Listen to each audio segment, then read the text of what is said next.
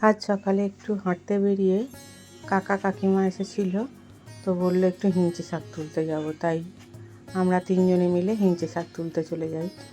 এক জায়গায় প্রচুর হিঞ্চে শাক হয়েছে, এত সুন্দর দেখুন, পুরো জায়গাটা শুধু হিঞ্চে শাক ভর্তি।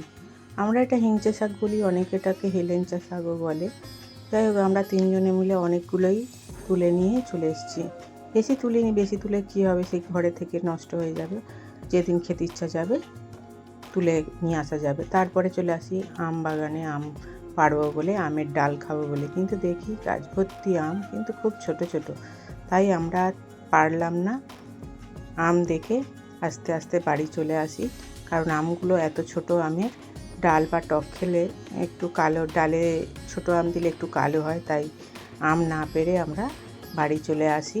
দেখুন কেমন আম হয়েছে, গাছ ভর্তি আম।